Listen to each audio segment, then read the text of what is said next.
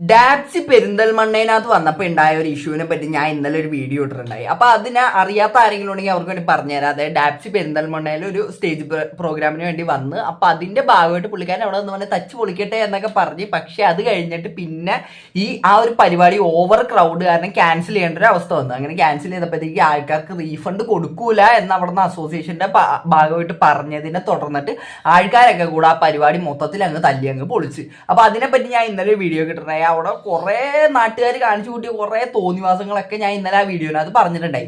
അപ്പൊ ഇപ്പൊ നിലവിൽ വിഷയം എടുക്കണമെന്ന് പറഞ്ഞാൽ നമ്മുടെ ഹനാൻ ഷാ. അപ്പൊ പുള്ളിക്കാരന്റെ ഒരു പരിപാടി ഉണ്ടായി ഗാൽബിസ് ബസാറിനകത്ത്. അപ്പൊ ആ ഒരു പരിപാടിനെ പറ്റി പുള്ളിക്കുണ്ടായ എക്സ്പീരിയൻസും കാര്യങ്ങളൊക്കെ പുള്ളിയുടെ ചാനലിനകത്ത് ഒരു വീഡിയോ ഇട്ടിട്ടുണ്ടായി. അവിടെ നിന്നുണ്ടായ എക്സ്പീരിയൻസും കാര്യങ്ങളൊക്കെ. അപ്പൊ അതിന്റെ തംബ്നെയിലിനകത്ത് ഇങ്ങനെയാണ്, തംബ്നെയിലിന്റെ ക്യാപ്ഷൻ ഇങ്ങനെയാണ് കൊടുത്തേക്കണത്: പെരിന്തൽമണ്ണയിൽ സംഭവിച്ചത് അവർ സ്റ്റേറ്റ്മെന്റ് ഗാൽബിസ് ബസാർ എന്ന് പറഞ്ഞിട്ടാണ് പുള്ളി അതിങ്ങനെ കൊടുത്തേക്കണത്. അപ്പൊ നമുക്ക് ആ വീഡിയോ ഒന്ന് കണ്ടുനോക്കാം. അത് കണ്ടുനോക്കിയിട്ട് നമുക്ക് ബാക്കി പറയാം. ഇത്രയും വലിയൊരു പ്രോഗ്രാമിൽ നമ്മൾ ചെയ്യുമ്പോൾ, ഇത്രയും വലിയൊരു പ്രോഗ്രാമിൽ മുന്നിൽ നിന്ന് പാടുന്ന ഒരാളാവുമ്പോൾ ഞാൻ റെസ്പോൺസിബിൾ ആണ് അവിടെ അന്ന് എന്ത് സംഭവിച്ചു എന്നുള്ളത് എൻ്റെ ഓഡിയൻസിന് പറഞ്ഞു കൊടുക്കാൻ വേണ്ടിയിട്ട്. അപ്പോൾ ഈ ഒരു വീഡിയോ ഞാൻ ചെയ്യുന്നത് എനിക്കൊരു പെർട്ടിക്കുലർ കമ്മ്യൂണിറ്റീനെയോ അല്ലെങ്കിൽ ഒരു പേഴ്സണെയോ അല്ലെങ്കിൽ ഒരു ടീമിനെയോ ഇതാക്കിയിട്ട്, അതായത് ഇല്ലാത്ത പ്രശ്നം ചൂണ്ടിക്കാണിച്ചിട്ട് ചെയ്യണതല്ല. ബട്ട് സ്റ്റിൽ എൻ്റെ പരിപാടിയുടെ ദിവസം എന്ത് സംഭവിച്ചു, എന്താണ് അവിടെ ഉണ്ടായതെന്ന് അറിയാത്ത ഒരുപാട് ആൾക്കാരുണ്ടാവും. അവിടെ അന്ന് നടന്നത് മാത്രം കേട്ടിട്ട് വീട്ടിൽ പോയ ആൾക്കാരുണ്ടാവും. എനിക്ക് ആ പ്രോഗ്രാമിൻ്റെ ഇടയിൽ ഒരു വീഡിയോ ചെയ്തിട്ട് ഒരു പരിപാടി, കാരണം അവരൊരു ബിസിനസ് റൺ ചെയ്തുകൊണ്ടിരിക്കുകയാണ്. അപ്പോൾ അതിൻ്റെ ഇടയിൽ ആ 3 ദിവസത്തിനായിട്ട് വീഡിയോ ചെയ്തിട്ട് അവിടെ ഒരു പ്രശ്നം ഉണ്ടാക്കണം എന്നുള്ളത് എനിക്ക് മനസ്സുകൊണ്ട് താല്പര്യം ഉണ്ടായിരുന്നില്ല. ഞാൻ വിചാരിച്ചിരുന്നത് ആ പ്രോഗ്രാം മൊത്തം എൻ്റെ ആയി കഴിഞ്ഞിട്ട് എനിക്ക് എൻ്റെ വീഡിയോ ഇടാനായിരുന്നു, അതായത് എക്സ്പ്ലനേഷൻ വീഡിയോ കൊടുക്കാനായിരുന്നു ഞാൻ എക്സ്പെക്ട് ചെയ്തത്. ഓക്കെ, അപ്പൊ ഈ ഒരു പ്രോഗ്രാമിനകത്ത് പുള്ളിക്ക് ഒരു മോശം എക്സ്പീരിയൻസ് ഉണ്ടായി. ആ പ്രോഗ്രാമിന്റെ ഈ ഓർഗനൈസേഷന്റെ ഭാഗത്ത് നിന്ന് പുള്ളിക്കും ഒരു മോശം എക്സ്പീരിയൻസ് ഉണ്ടായി ഹനാൻ ഷാന്. അപ്പൊ പുള്ളി അതിനെപ്പറ്റി റിയാക്ട് ചെയ്യാണ്ടിരുന്നതിന്റെ ഒരു റീസൺ ആണ് ഇപ്പൊ പറയുന്നത്. കാര്യം അതിന് ഇടയ്ക്ക് പുള്ളിക്കാരൻ, അതായത് ഇപ്പൊ അവിടെ പരിപാടി നടന്നിരിക്കണേ, അപ്പൊ അതിനിടയ്ക്ക് പുള്ളിക്കാരൻ റിയാക്ട് ചെയ്ത് കഴിഞ്ഞാൽ അതൊരു ബിസിനസ് ആണ്. ആഫ്റ്റർ ഓൾ ആ ഒരു പരിപാടി എന്ന് പറഞ്ഞാൽ അതൊരു ബിസിനസ് ആണ്. അപ്പൊ ആ ഒരു ബിസിനസ്സിനെ അത് ബാധിക്കും എന്ന് പുള്ളി വിചാരിച്ചിട്ടാണ് പുള്ളി ആ ഒരു സമയത്ത്, അതായത് ഈ ഒരു പരിപാടി നടന്നപ്പോൾ അപ്പൊ തന്നെ വീഡിയോ ഇടണ്ട എന്ന് വിചാരിച്ചിരുന്നിട്ട് പിന്നെ ഈ പെരിന്തൽമണ്ണയിൽ കഴിഞ്ഞ ദിവസം നമ്മുടെ ഡാപ്സി റിലേറ്റഡ് ആയിട്ട് ഒരുപാട് വിഷയങ്ങളൊക്കെ വന്നപ്പോൾ അപ്പൊ എന്തായാലും അവിടെ വിഷയം നടക്കണേണ്, എന്നാൽ പിന്നെ എൻ്റെ ഒരു ഒപ്പീനിയനും കൂടെ ആ ഒരു വിഷയത്തിനകത്ത് എനിക്കുണ്ടായ എക്സ്പീരിയൻസും കൂടെ പറയാം എന്ന് വിചാരിച്ചിട്ടാണ് ഹനാൻ ഷാ ഇപ്പി വീഡിയോ ഇടുന്നതാണ് പറയുന്നത്. അപ്പോൾ ബാക്കിയുണ്ടോ? 26 ഗാൽബിസ് ബസാറിൽ പെരിന്തൽമണ്ണ പെർഫോം ചെയ്തിരുന്നു. അപ്പോൾ നമ്മൾ ഏതൊരു പരിപാടിക്ക് പോകുമ്പോഴും പെർഫോം ചെയ്യുന്നതിന് മുന്നേ നമ്മളവർക്ക് മാസങ്ങൾക്ക് മുന്നേ നമ്മൾ എന്താ അയച്ചു കൊടുക്കും, റിക്വയർമെൻറ്റ്സ് അയച്ചു കൊടുക്കും. ഇപ്പോൾ എത്ര വലിയ ആർട്ടിസ്റ്റ് ആണെങ്കിലും, ഇപ്പോൾ വലിയ പാട്ടുകാർ, ഇപ്പോൾ എത്ര വലിയ പാട്ടുകാരാണെങ്കിലും അവർ കൊടുത്ത റിക്വയർമെൻറ്റ്സ് അവിടെ ഉണ്ടെന്നുണ്ടെങ്കിൽ അവർക്ക് നല്ല രീതിയിൽ പെർഫോം ചെയ്യാൻ പറ്റുള്ളൂ. അപ്പൊ ഇപ്പൊ നമ്മൾ നോക്കണമെങ്കിൽ മിക്ക ആർട്ടിസ്റ്റുകളും ചെയ്യുന്ന ഒരു കാര്യമാണിത്. കാര്യം ഇപ്പൊ അവരൊരു പരിപാടി, ഒരു സ്റ്റേജ് പ്രോഗ്രാമോ അല്ലെങ്കിൽ എന്തൊരു പരിപാടിക്കാണെങ്കിലും അവർ വരുന്നതിന് മുമ്പ് ഇപ്പൊ പബ്ലിക്കിന് അവർ അപ്പിയർ ചെയ്യുകയാണെങ്കിൽ അവിടെ എന്തൊക്കെ അവർക്ക് വേണം, അവർക്ക് ഇന്ന സാധനങ്ങളൊക്കെ അവിടെ ഉണ്ടെങ്കിലാണ്, ഇന്ന റിക്വയർമെന്റ്സ് ഒക്കെ അവിടെ ഉണ്ടെങ്കിലാണ് അവർക്ക് മര്യാദയ്ക്ക് അവിടെ പെർഫോം ചെയ്യാൻ പറ്റുള്ളൂ. അത് അവരുടെ ഒരു ബേസിക് ആയിട്ടുള്ള കാര്യമാണ്. അപ്പൊ അത് ചെയ്തു കൊടുക്കണം. അത് പുള്ളിക്കാരനും ഈ ഒരു പരിപാടിക്കാരോട്, അതായത് ഈ ഒരു ഗാൽബിസ് ബസാറിന്റെ ടീമിനോടും അവരോട് കാര്യങ്ങളൊക്കെ മുന്നേ പറഞ്ഞിട്ടുണ്ടായി. ഇന്ന സാധനങ്ങളൊക്കെ എനിക്ക് വേണം, ഇത്രയും റിക്വയർമെന്റ്സ് ഒക്കെ ഉണ്ടെങ്കിലാണ് എനിക്ക് മര്യാദയ്ക്ക് പരിപാടി അവതരിപ്പിക്കാൻ പറ്റുള്ളൂ എന്നുള്ള രീതിക്ക് പുള്ളി ഇത് നേരത്തെ കൊടുത്തിട്ടുണ്ടായി. 1 മാസം മുന്നേ തന്നെ കൊടുത്തിട്ടുണ്ടായെന്നാണ് പുള്ളി പറയുന്നത്. എന്നിട്ട് പിന്നെ അവിടെ നിന്നുണ്ടായ എക്സ്പീരിയൻസ് ആണ് ബാക്കി. അപ്പം ഞാൻ കഴിഞ്ഞ 26-ാം തീയതി സൗണ്ട് ചെക്കിനായിട്ട് നമ്മൾ എന്തെത്തി, 3 മണിക്ക് പെരിന്തൽമണ്ണ എത്തി. കാരണം എല്ലാ പരിപാടിക്കും നമ്മൾ സൗണ്ട് ചെക്ക് ചെയ്യൽ ഉച്ചക്കാണ്. ഉച്ചയ്ക്ക് ചെയ്യേണ്ടി വരും, വെയിൽ കൊണ്ട് ചെയ്യേണ്ടി വരും. കാരണം അങ്ങനെ ചെയ്താൽ തന്നെ ഒരു പ്രോഗ്രാം ആ ചൂടത്ത് വെയിലും കൊണ്ട് ചെയ്താലേ തണലുള്ളപ്പോൾ ആ പരിപാടി കേൾക്കാൻ രസം ഉണ്ടാവുള്ളൂ. അപ്പോൾ സൗണ്ട് ചെക്കിന് എത്തിയ ടൈമിൽ അവിടെ ഈ സാധനങ്ങളും സെറ്റിങ്സൊക്കെ 3 മണിക്ക് കയറി തുടങ്ങണുള്ളൂ. ഉച്ചയ്ക്ക് വെയിലാണ് എന്നുള്ള റീസണാണ്, എനിക്കറിയില്ല എന്താണ് റീസൺ. എന്നോട് പറഞ്ഞ റീസൺ ഉച്ചയ്ക്ക് വെയിലായിരുന്നു, നമുക്ക് കെട്ടാൻ പറ്റില്ല. അപ്പം എല്ലാ സ്ഥലത്തും ഉച്ചയ്ക്ക് വെയിൽ തന്നെയാണ്.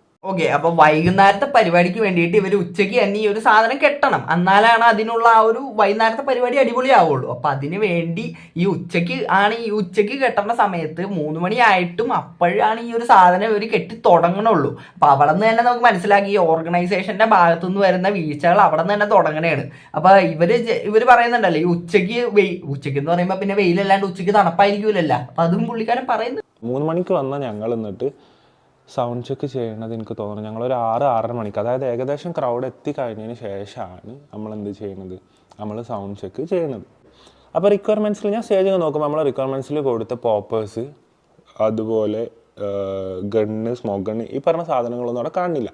ഏറ്റവും മെയിൻ എന്നുള്ളത് വാട്ട്സാണ്. ഇത്ര വാട്ട്സിൻ്റെ സൗണ്ട് വേണം എന്നുള്ളത് നമ്മൾ കൊടുത്തിരുന്ന കോട്ടിൽ എനിക്ക് തോന്നുന്നു 75,000 വാട്ടിൻ്റെ സൗണ്ടിന് കൊടുത്തത്. അവിടെ നമുക്ക് തന്നിരുന്നത് 25,000 വാട്ട്സിൻ്റെ സൗണ്ട് സിസ്റ്റമാണ്. അതായത് ഒരു കോളേജ് പ്രോഗ്രാമിന് കോളേജിൽ ഒരു 500 കുട്ടികളെ മുന്നിൽ പാടാൻ നമുക്ക് എത്ര സൗണ്ട് സിസ്റ്റം തരും, അതാണ് അവിടെ തന്നിരുന്നത്. ഇങ്ങനത്തെ ഒരു ഇഷ്യൂ വരുമ്പോൾ ശരിക്കും ഒരു ആർട്ടിസ്റ്റ് ചെയ്യുക എന്താ വെച്ചാൽ, നമ്മൾ പറഞ്ഞെടുത്ത റിക്വയർമെൻറ്റ്സ് മീറ്റ് ചെയ്യാണ്ട് അവരൊരു പ്രോഗ്രാം കണ്ടക്ട് ചെയ്യണമെന്നുണ്ടെങ്കിൽ നമ്മൾ എന്ത് ചെയ്യും, നമ്മൾ പെർഫോം ചെയ്യുന്നില്ല എന്ന് പറയും.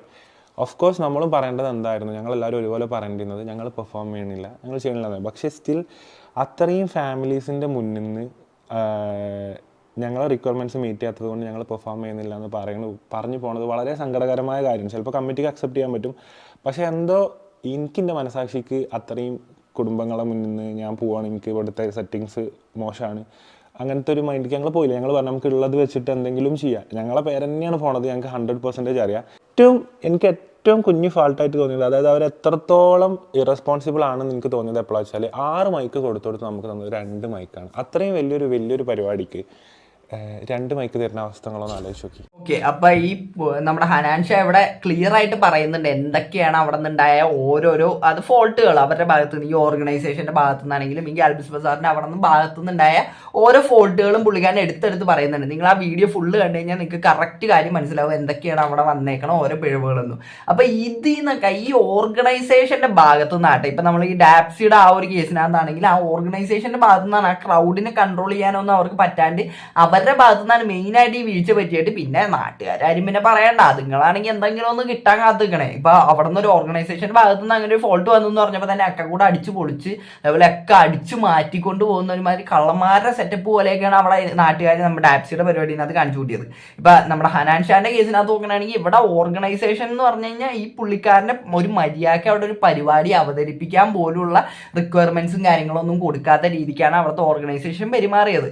അപ്പൊ ഈ ഓർഗനൈസേഷൻ ആണ് ഇവിടെ ഒക്കെ ഇതിനും ഒരു കാരണം എന്ന് പറഞ്ഞു. ഇവരെ കൊണ്ട് ഈ ഒരു പരിപാടി, അതായത് ഇപ്പൊ ഇവരെ ഒന്നും ഈ ഹനാൻ ഷാനെ ആണെങ്കിലും ഈ ഡാപ്സിനെ ആണെങ്കിലും അവരെ ഒന്നും മര്യാദക്കൊന്നും അഫോർഡ് ചെയ്യാൻ പറ്റില്ല ഇവർക്കെങ്കിൽ പിന്നെ ഇവരെന്തിനാണ് ഈ പണിക്ക് നിൽക്കണത്? ഈ പറ്റാത്ത പണിക്ക് നിന്നിട്ട് എല്ലാ ആൾക്കാരെയും കൂടെ വിളിച്ചു വരുത്തിയിട്ട് നാട്ടുകാരെ മണ്ടന്മാരാക്കും. പരിപാടി അവതരിപ്പിക്കാൻ വന്ന ഇവർക്കും ഒരു മോശമാണ്. അതായത് ഇപ്പൊ ഹനാൻ ഷായൊക്കെ ആണെങ്കിലും നല്ല രീതിക്ക് പരിപാടിയൊക്കെ അവതരിപ്പിക്കുന്ന ആൾക്കാരാണ്. അപ്പൊ ഇവരെയൊക്കെ വിളിച്ചു വരുത്തിയിട്ട് മര്യാദക്കുള്ള റിക്വയർമെന്റ്സ് കൊടുക്കാണ്ട് ഇവരുടെ പരിപാടി അലമ്പാവണമെങ്കിൽ ലാസ്റ്റ് വരുമ്പോഴത്തേക്ക് ഇവരുടെ തലയിലല്ലേ വരുള്ളൂ. കാര്യം ആൾക്കാർ കാണുന്ന ഫേസ് എന്ന് പറഞ്ഞു കഴിഞ്ഞാൽ ഈ ഹനാൻ ഷാന്റെയും ഇപ്പൊ ഡാപ്സിയുടെ ഒക്കെ ആണെങ്കിൽ അവരുടെയൊക്കെ ഫേസ് ആണ് ആൾക്കാർ കാണുന്നത്, അല്ലാണ്ട് ഈ ബാക്കിനകത്തുള്ള ഓർഗനൈസേഷന്റെ ഫേസ് ഒന്നും ആൾക്കാരും കാണുന്നില്ല.